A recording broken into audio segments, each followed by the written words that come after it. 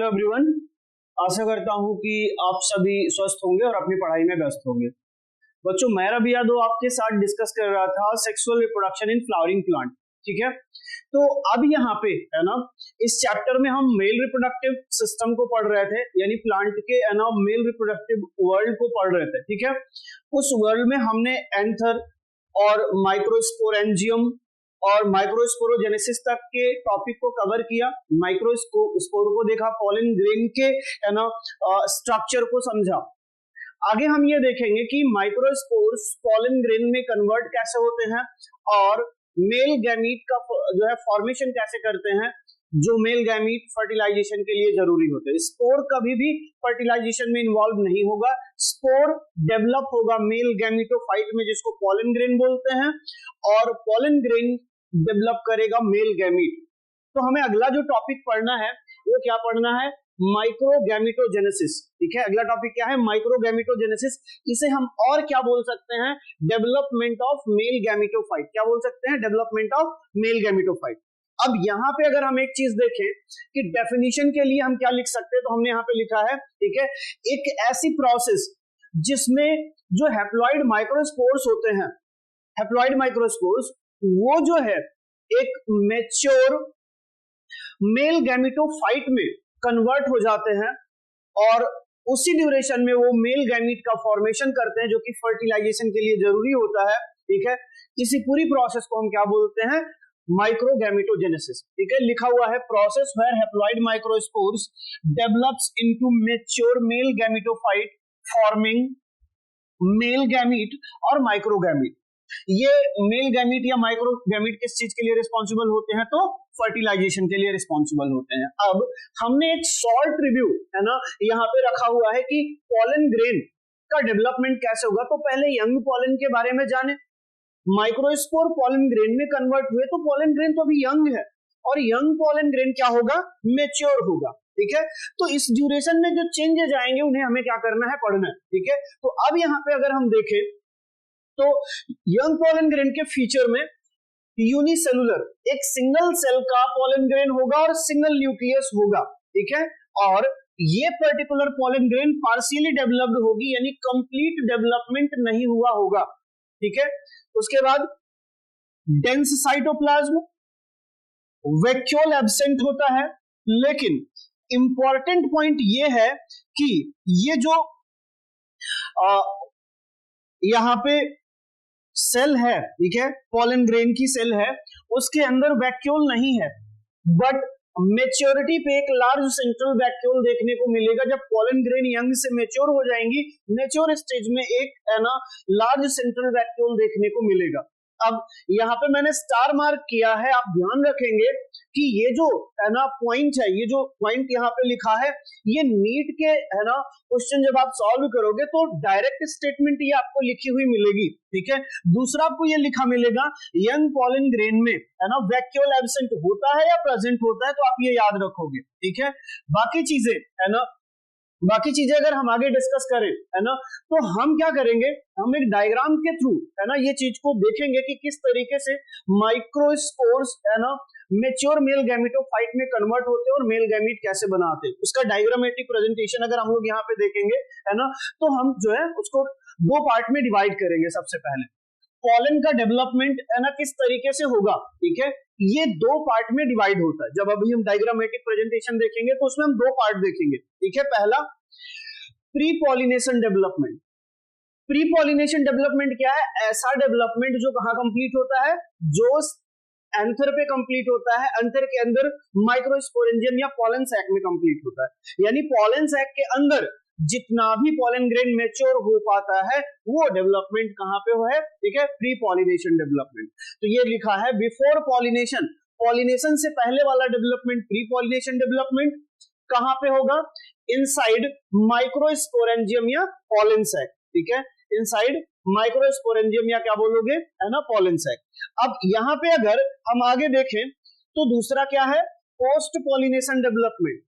ठीक है, यहाँ पे जब डेवलपमेंट एंथर में कंप्लीट हो जाएगा माइक्रोस्पोरेंजियम में, तो पॉलिनेशन होगा। पॉलिनेशन के बाद पॉलन ग्रेन स्टिग्मा पे लैंड करेगा और स्टिग्मा पे जो डेवलपमेंट होगा उसे हम क्या बोलेंगे, पोस्ट पॉलिनेशन डेवलपमेंट, यानी development of pollen grain after pollination on stigma. ठीक है, तो ये दो पार्ट में डिवाइड करके हम डेवलपमेंट को पढ़ेंगे, देखेंगे कि एंथर के अंदर कैसा डेवलपमेंट चल रहा है और है ना स्टिग्मा पे कैसा डेवलपमेंट चल रहा है। ठीक है, तो अब अगर हम इसी चीज को यहाँ पे समझे, ठीक है, तो ये डायग्राम मैंने यहाँ पे है ना ड्रॉ कर रखा है, अगर आप यहाँ पे देखोगे है ना तो चीजें आपको यहाँ पे क्लियरली दिख जाएंगी। ठीक है, देखिए यहाँ पे मेंशन किया है, ठीक है, यहाँ पे मेंशन किया है यंग पॉलन ग्रेन जो होती है उसमें यहाँ पे हमने कोई भी वैक्यूल ड्रॉ नहीं किए हैं, ये हैप्लॉइड है क्योंकि माइक्रोस्पोर्स जो है मियोसिस का रिजल्ट होते हैं और वही माइक्रोस्पोर क्या होते हैं, पॉलन ग्रेन में कन्वर्ट होते हैं। ठीक है, तो मियोसिस का रिजल्ट जो भी होगा वो कैसा होगा,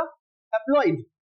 ठीक है, अब यहाँ पे हैप्लॉइड पॉलन ग्रेन जो है जब डेवलप होने लगेगा, ठीक है, तो इसमें वैक्यूल्स फॉर्म होंगे और ऐसा एक लार्ज सेंट्रल वैक्यूल यहाँ पे क्या हो जाएगा, फॉर्म हो जाएगा। ठीक है, यहाँ पे देखो यंग पॉलन ग्रेन धीरे धीरे मैच्योर हो रही है, ये अलग अलग स्टेजेस लिखी गई है।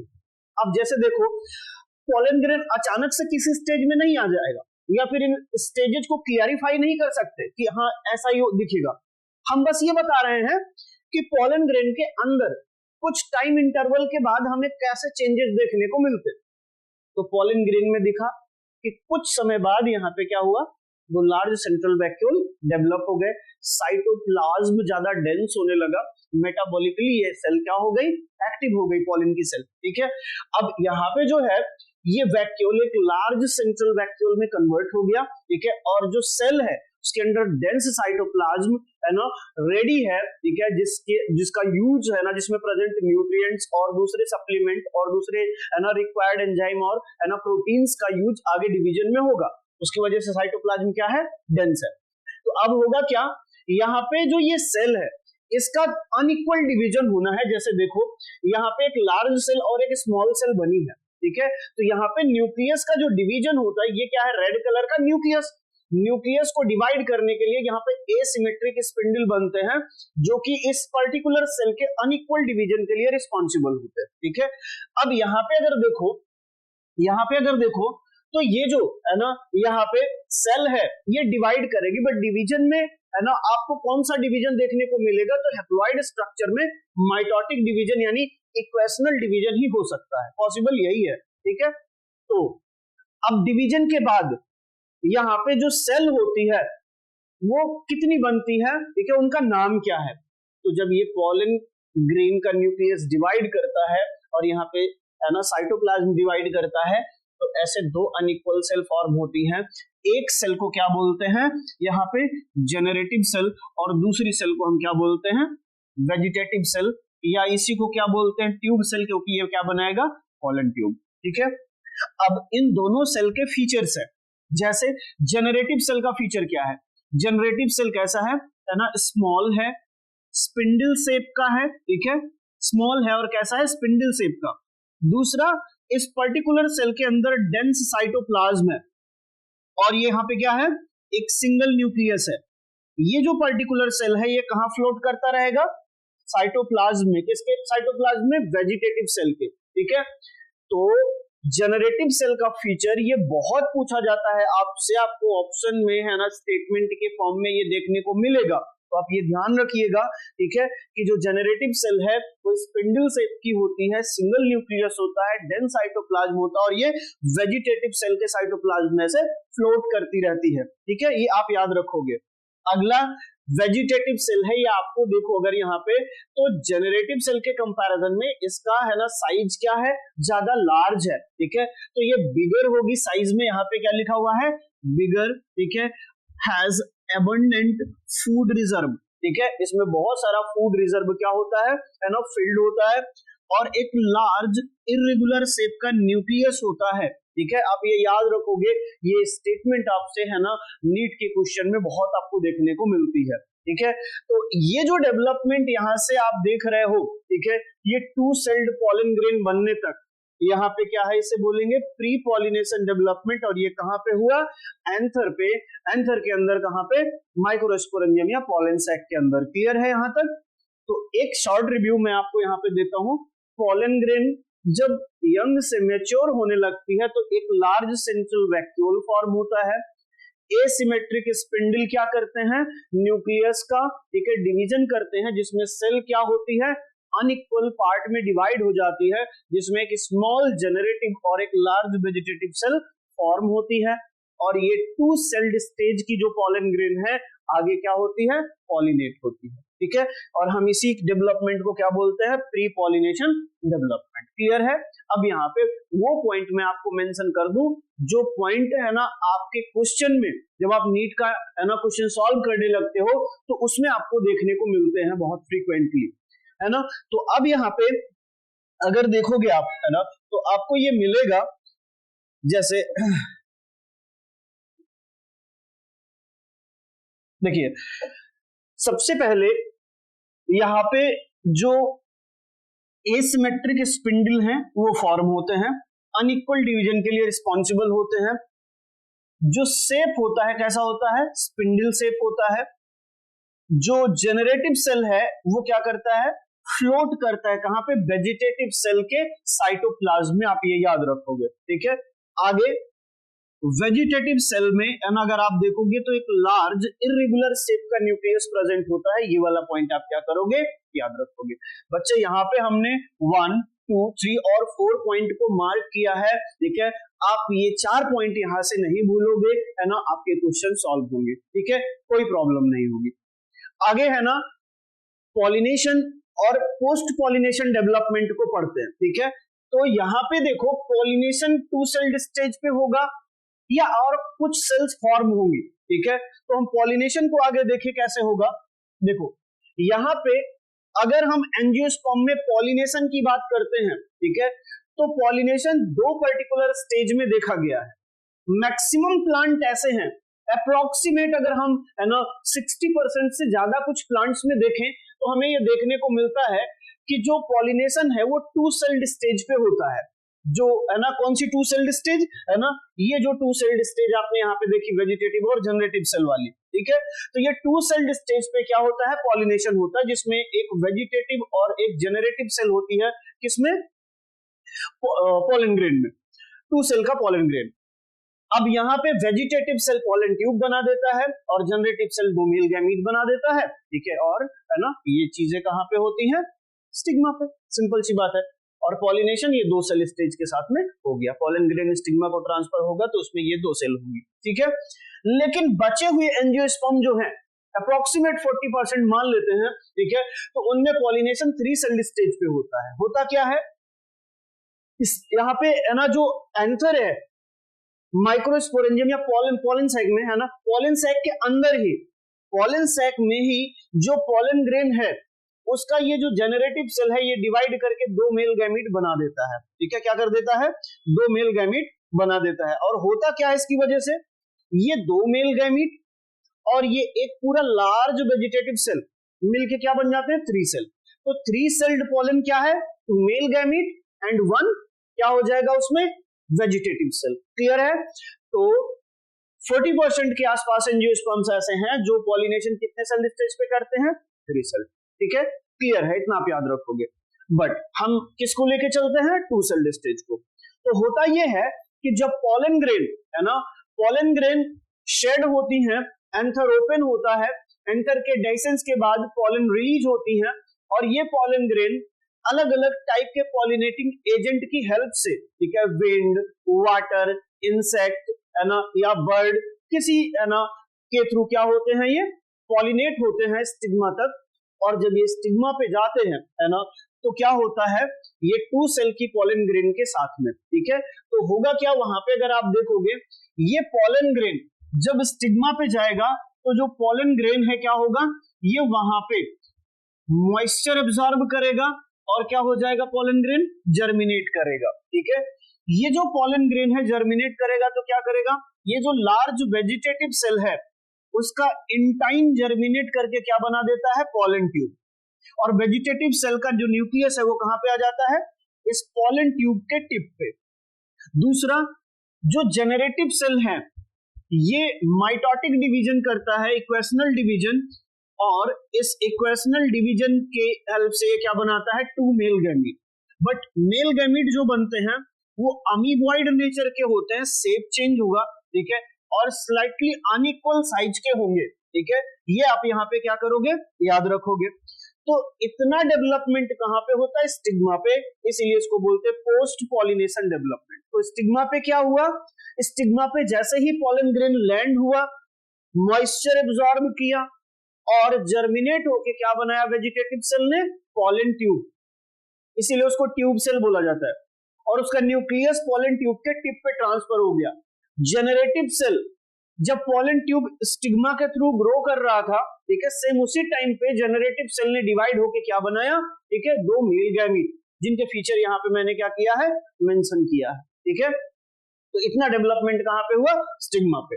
अब यहाँ पे आपको क्या करना है, यहाँ पे भी कुछ पॉइंट्स आपको ऐसे नोट कर लेने हैं, ठीक है, जो कि है ना आपके क्वेश्चन सॉल्व करेंगे जब आप, है ना, तो उसके पॉइंट ऑफ व्यू से आपके लिए क्या होंगे, जरूरी होंगे, ठीक है। तो अब यहाँ पे देखिए, सबसे एक चीज यहाँ पे जो है, ये पॉइंट, कितने है ना एंजियोस्पर्म में जो पॉलिनेशन है वो 2 सेल्ड स्टेज पे होता है, तो कितना आप बोलोगे, ओवर 60%। अगर ओवर 80% लिखा है ना, ओवर 90% लिखा है, वो गलत है, वो आप है ना कंसीडर नहीं करोगे, ओके। आगे, अगर 3 सेल्ड स्टेज का पॉलन ग्रेन है, ठीक है, तो वहां पे दो मेल गैमीट जो है वो पॉलिनेशन से पहले प्रेजेंट होंगे या बाद में, तो ये पॉलिनेशन से पहले फॉर्म हो जाएंगे। ये जो मेल गैमीट यहाँ पे हैं, ठीक है, ये दो मेल गैमीट, ये क्या होंगे, formed before pollination, form before pollination, ठीक है। तो यहाँ पे भी क्या हो जाएगा, है ना, ये जो पॉइंट है आपके लिए क्या हो जाएगा, इंपॉर्टेंट हो जाएगा, ये वाला पॉइंट आप याद रखोगे। और कितनी सेल होंगी, ये दो मेल गैमीट और एक वेजिटेटिव सेल, कितनी सेल हो जाएंगी, 3। अगला इंपॉर्टेंट पॉइंट आपके लिए क्या है, ठीक है, अगला इंपॉर्टेंट पॉइंट ये है कि जेनरेटिव सेल डिवाइड होकर दो मेल गैमीट बनाता है, जिनका शेप और कुछ साइज ऐसा होता है, ठीक है। तो ये मैंने आपको है ना माइक्रोगैमेटोजेनेसिस के बारे में बताया, है ना, और चीजें आप है ना क्लियरली देख पाए, ठीक है। अगर चीजें समझ में नहीं आती हैं, ठीक है, तो आप वीडियो में कमेंट कर सकते हैं, मैं फिर से चीजें आपको है ना वहां पे क्लियर करने की कोशिश करूंगा, ठीक है। टॉपिक को आगे देखते हैं। यहाँ पे देखो, अब हमें क्या पढ़ना है, हमने जो है पॉलन ग्रेन यानी मेल गैमेटोफाइट के है ना डेवलपमेंट को भी पढ़ लिया। हमने ये देखा कि जो मेल रिप्रोडक्टिव स्ट्रक्चर है फ्लावर का, उसके है ना जो है मेल गैमीट उसमें फॉर्म हो चुके हैं, अब बस है ना फर्टिलाइजेशन होगा और आगे क्या होगा, सीड और फ्रूट का फॉर्मेशन।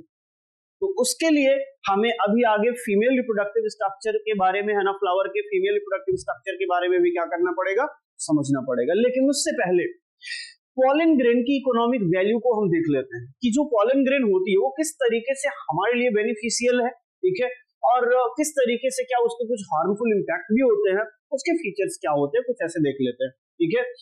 देखो, ऐसा पॉलन प्रोडक्ट भी है ना हमें देखने को मिलते हैं, ठीक है। तो होता ये है, ठीक है, कि बहुत सारी वेस्टर्न कंट्रीज है ना ये मानती हैं कि जो पॉलन प्रोडक्ट्स होते हैं इनमें क्या होता है, ये इनमें बहुत है ना न्यूट्रिएंट प्रेजेंट होता है, ठीक है। ये क्या होती है, पॉलन ग्रेन न्यूट्रिएंट रिच होती हैं, इसलिए जो पॉलन के प्रोडक्ट हैं उनका यूज एक फूड सप्लीमेंट की तरह किया जाता है। और वेस्टर्न कंट्रीज ये मानती हैं कि अगर ये पॉलन प्रोडक्ट को एथलीट या रेस हॉर्सेस को प्रोवाइड करें, ठीक है, तो ये क्या कर सकते हैं, उनके परफॉर्मेंस को इनहांस करने में हेल्प करेंगे, ठीक है। तो ये चीज आप यहाँ पे ध्यान दोगे। अगला क्या है, क्या पॉलन ग्रेन को हम प्रिजर्व करके रख सकते हैं, डेफिनेटली हम उसे क्या कर सकते हैं, प्रिजर्व करके रख सकते हैं। कहां पे, लिक्विड नाइट्रोजन में, जिसका टेम्परेचर कितना होता है 196 डिग्री सेल्सियस, है ना, और ये कैसा है, माइनस में, -196 डिग्री सेल्सियस क्या होता है, टेम्परेचर होता है किसका, लिक्विड नाइट्रोजन का, ठीक है। तो इसमें अगर हम पॉलन ग्रेन को प्रिजर्व करके रखें तो क्या होता है ना, कभी भी क्रॉप ब्रीडिंग प्रोग्राम में, जैसे मान लीजिए कि हाइब्रिडाइजेशन एक्सपेरिमेंट करना है, हमें हाइब्रिड्स बनाने हैं, ठीक है, तो हमारे पास डिजायरेबल पॉलन को, जिसको हमने है ना पॉलन बैंक्स में प्रिजर्व करके रखा है, उन्हें यूज कर सकते हैं है ना उस क्रॉप ब्रीडिंग प्रोग्राम में, ठीक है। आगे, पॉलन ग्रेन से क्या कुछ एलर्जीज है ना ह्यूमंस में देखी गई हैं? तो डेफिनेटली है ना, ये ऑब्जर्व किया गया है कि जो प्लांट्स होते हैं जो पॉलिनेशन एयर के थ्रू करते हैं, विंड के थ्रू करते हैं, ठीक है, विंड पॉलिनेटेड है ना जो प्लांट्स हैं, उनको हम बोलते हैं एनिमोफिलस प्लांट। तो ये एनिमोफिलस प्लांट जो होते हैं, जैसे मान लीजिए पार्थिनियम हो गया, चिनोपोडियम और अमरेंथस, प्रीडोमिनेंटली है ना ज्यादातर केसेस में ये एनिमोफिली ही करते हैं, विंड पॉलिनेशन, ठीक है। तो होता क्या है, इनकी जो पॉलन ग्रेन है, अगर कोई पर्टिकुलर पर्सन उसे इनहेल कर लेता है ना, तो चांसेस है कि उसके अंदर सीवियर क्रॉनिक डिसऑर्डर डेवलप हो जाए। क्रॉनिक जो है ना लंबे समय तक बॉडी में सस्टेन रहते हैं, इजीली ट्रीटेबल नहीं होते हैं, जैसे अस्थमा हो गया, ब्रांकाइटिस हो गया, है ना, तो ऐसे डिसऑर्डर्स डेवलप हो जाते हैं अगर कोई इनहेल कर ले, ठीक है। अगला है पॉलन वाइबिलिटी। क्या पॉलन ग्रेन का जो वाइबिलिटी पीरियड होता है, ठीक है, वो है ना वेरी करता है या वाइबिलिटी पीरियड है क्या? तो जैसे ही एंथर ओपन होता है, पॉलन ग्रेन रिलीज होती है, ठीक है, वो कितने समय में स्टिग्मा पे ट्रांसफर हो जाए कि वहां पे उसका जर्मिनेशन पॉसिबल होगा, तो वो पीरियड जिसके ड्यूरेशन में पॉलन ग्रेन अपनी वाइबिलिटी को मेंटेन रखता है, जिसके पास हो जाने से है ना पॉलन ग्रेन जर्मिनेट नहीं करता है, उसी पीरियड को हम क्या बोलते हैं? Viability period. तो यहां पे लिखा है period for which pollen grain retain the ability to germinate on landing on stigma, ठीक है। हाईली वेरिएबल होता है, डिपेंड करता है ह्यूमिडिटी पे और टेम्परेचर पे। अलग अलग जियोग्राफिकल रीजन का टेम्परेचर अलग अलग होता है, ठीक है, तो वहां पे रहने वाले प्लांट्स जो हैं उन पर्टिकुलर टेम्परेचर के अगेंस्ट अपने अंदर एडॉप्टेशन डेवलप करते हैं। तो इसीलिए हर पर्टिकुलर रीजन में रहने वाले प्लांट का है ना, और हर एक अलग अलग टेम्परेचर में रहने वाले प्लांट का जो वाइबिलिटी पीरियड है वो वेरी करता है, डिपेंड करता है कि वहां पे टेम्परेचर और ह्यूमिडिटी कैसी है, ठीक है। 30 मिनट का अगर देखें तो कुछ सीरियल्स में जैसे राइस और व्हीट में देखने को मिलता है, एक मंथ के आसपास, फॉर मंथ के आसपास कितने देखने को मिलता है, जैसे कुछ प्लांट की फैमिलीज हैं, जैसे लेग्यूमिनोसी है, सोलेनेसी है और है ना रोजेसी।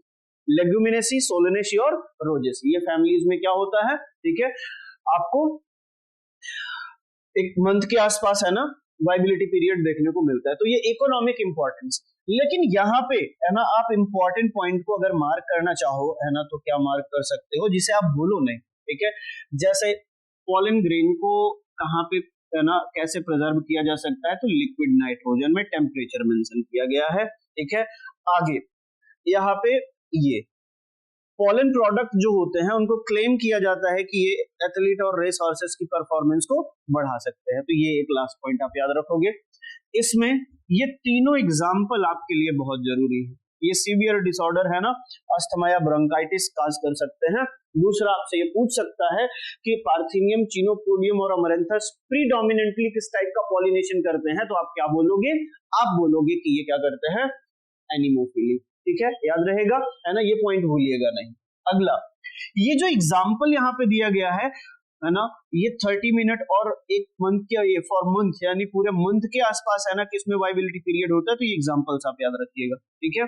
अगला, वाइबिलिटी पीरियड किस पे डिपेंड करता है, तो टेम्परेचर और ह्यूमिडिटी पे डिपेंड करता है। चीजें आप क्या करोगे, ठीक है। तो आशा करता हूं कि ये चीज आपको समझ में आई होगी, ठीक है। आगे अगर देखें यहाँ पे, तो अगला हम है ना मेल रिप्रोडक्टिव स्ट्रक्चर कंप्लीट करने के बाद अब हम क्या देखते हैं, फीमेल रिप्रोडक्टिव स्ट्रक्चर के बारे में, ठीक है। तो यहाँ पे हम देखेंगे, ठीक है, जो अगला है ना पिस्टिल, मेगास्पोरेंजियम और क्या पढ़ना है, एम्ब्रियोसाइट। तो फ्लावर का जो फीमेल रिप्रोडक्टिव वर्ल होता है, ठीक है, जो फीमेल रिप्रोडक्टिव वर्ल होता है उसे हम क्या बोलते हैं, उसे हम बोलते हैं पिस्टिल या क्या बोलते हैं, गायनोसियम, ठीक है। ये क्या है, फीमेल रिप्रोडक्टिव वर्ल। इसकी यूनिट क्या है, इसकी यूनिट है कार्पेल। क्या बोलेंगे, कार्पेल। तो जो पिस्टिल है वो कितने कार्पेल से बना हुआ है, इसके क्या है अलग अलग एग्जाम्पल। जैसे अगर एक ही कार्पेल है तो क्या बोलेंगे, मोनोकार्पिलरी पिस्टिल। अब ये मोनोकार्पिलरी पिस्टिल आपको किस पर्टिकुलर प्लांट में देखने को मिलता है, तो आप क्या बोलोगे, हिबिस्कस रोजा साइनेंसिस या चाइना रोज के प्लांट में देखने को मिलता है। ठीक है, अब एक ही कार्पेल है तो फ्री और फ्यूज्ड होने के तो कोई चांसेस नहीं है, लेकिन अगर ये पिस्टिल मल्टीपल हो तो क्या होगा, ठीक है, मल्टी कार्पिलरी पिस्टिल। एक नहीं, गायनोसियम या पिस्टिल में कई सारी कार्पेल हैं, यहां पे एक कार्पेल है और यहां पे क्या है, मल्टीपल कार्पेल्स। तो मल्टीपल कार्पेल्स हैं तो ये कार्पेल्स क्या होंगी, या तो आपस में फ्यूज्ड होंगी, है ना, या क्या होंगी, फ्री होंगी। ठीक है, तो अगर फ्यूज्ड हैं तो क्या बोलेंगे, सिनकार्पस, और अगर फ्री हैं तो क्या बोलेंगे, एपोकार्पस। क्लियर है, फ्री को क्या बोलेंगे, एपोकार्पस, फ्यूज्ड को क्या बोलेंगे, सिनकार्पस। पावर प्लांट का अगर आप है ना देखेंगे, जो पिस्टिल है वो कैसा होगा, मल्टी कार्पिलरी सिनकार्पस पिस्टिल होगा, और वहीं पे अगर आप मिचेलिया में देखेंगे तो क्या होगा, मल्टी कार्पिलरी एपोकार्पस पिस्टिल होगा।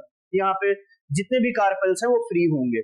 अगर एग्जाम्पल के लिए मैं आपको एनसीईआरटी में दिखाऊं तो आपको डायग्राम वहां पे क्या किया गया है, दिया गया है। जैसे यहाँ पे देखिए, है ना, ये जो एक पिस्टिल है, ठीक है, ये जो एक पिस्टिल यहाँ पे दिया गया है, ये वाला, ठीक है, ए, ये पूरा पिस्टिल जो यहाँ पे लिखा गया है, ठीक है, ये क्या है, ये पिस्टिल है मोनोकार्पिलरी पिस्टिल। ठीक है, लेकिन ये वाला है किसका, ये है पावर का, और ये वाला किसका है, मिचेलिया का। ठीक है, पावर का जो होता है ये ऐसा सिनकार्पस होता है, ये स्टिग्मा ऊपर की साइड में है, ठीक है, और ये स्टाइल पूरा और ओवरी क्या है, फ्यूज्ड है। यहाँ पे क्या है, यहाँ पे ये मिचेलिया है, ठीक है, जिसमें मल्टी कार्पिलरी पिस्टिल है और एपोकार्पस है।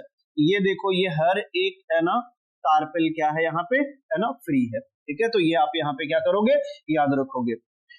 पहला क्या है, हिबिस्कस का मोनोकार्पिलरी पिस्टिल। दूसरा क्या है, पेपावर, ठीक है, पेपावर का क्या है, सिनकार्पस पिस्टिल।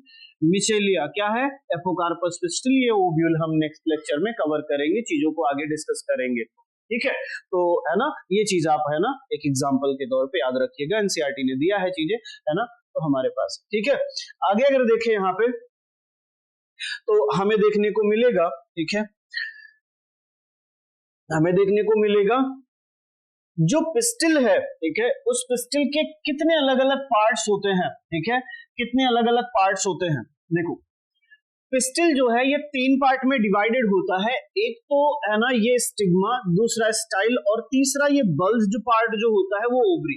ठीक है, जो स्टिग्मा है, ठीक है, स्टिग्मा जो है वो इस पूरे के पूरे है ना पिस्टिल का क्या है ना रिसेप्टिव सरफेस, जहां पे पॉलन ग्रेन फर्स्ट टाइम आके क्या होते हैं, लैंड करते हैं, जहां पे पॉलन ग्रेन क्या करते हैं, जर्मिनेट करते हैं। ठीक है, तो स्टिग्मा क्या है, लैंडिंग प्लेटफॉर्म या receptive surface for pollen grain. आगे ठीक है स्टाइल है, ठीक है, तो स्टाइल क्या है, स्टाइल के बारे में अगर आप देखोगे तो ये क्या है, long slender beneath the stigma connect stigma with ovary.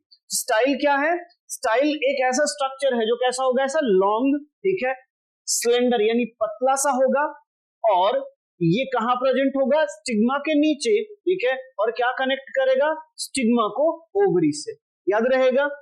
Third है ओवरी। बेसल, ये बल्ज्ड पार्ट जो है, स्वेलन पार्ट जो है, इसी को हम क्या बोलेंगे, है ना, ओवरी। बेसल बल्ज्ड पार्ट या बेसल स्वेलन पार्ट। ठीक है, जो ये ओवरी वॉल है, ये पिंक लाइन से जो ड्रॉ की गई है, ये एक स्पेस इंक्लोज करती हैं। ठीक है, यहाँ पे देखो ये ओवरी वॉल, ये जो पूरा अंदर का जो पूरा स्पेस है ना इंक्लोज करता है, ठीक है, उसे हम क्या बोलते हैं, उसे हम बोलते हैं ओवेरियन कैविटी या ओवेरियन लॉक्यूल।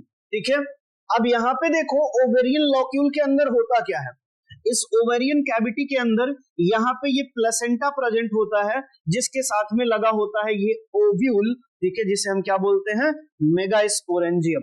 इसी के अंदर क्या बनेगा, मेगास्पोर, और क्या बनेगा, फीमेल गैमीट। ठीक है, तो ये है क्या हमारा, ठीक है, फीमेल रिप्रोडक्टिव स्ट्रक्चर।